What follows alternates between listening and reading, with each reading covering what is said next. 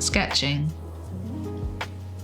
In this section, we will be taking our idea and sketching out the poster. In my poster, I'm including protesters against the PCSC bill, as well as those fighting against the Industrial Relations Act in 1971, the repeal Section 28 protests, and Black Lives Matter protesters taking down Edward Colston.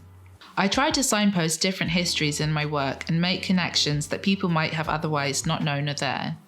I like to begin by sketching out different people and ideas that will be included into the bigger composition. I always say that there's no such thing as bad drawing, there's just different styles. Drawing is a visual language, so it's just about finding your voice.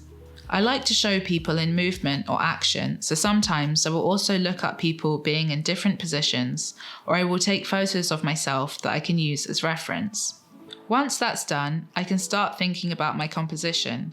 I take all of those sketches and I play around with how I can put them together. In my images, I collage together different scenes into one bigger scene so that if someone looks at the image, they can see a crowd, but they will also find different layers and details within that. When I was a kid, I loved the Where's Wally books because there was so much detail in them, and I loved spending ages looking at all of the pages and details. I think that's why sometimes I like to include little clues or like symbols or real people from history. I also like to play with scale, so some people might be really big and some might be small. They don't all need to be the same size. As we're creating our posters to deliver a political message, it's important to think about what text or words we want to include.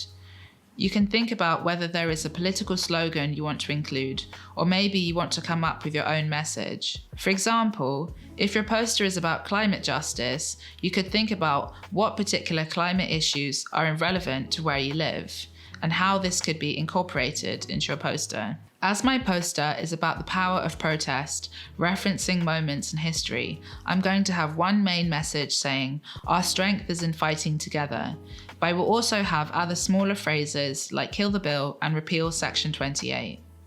In my work, I use text floating in space over an image, and then other times I incorporate it, for example, into placards or t-shirts or speech bubbles. So for this poster, I need to think about where the main text will be and how the image will wrap around it.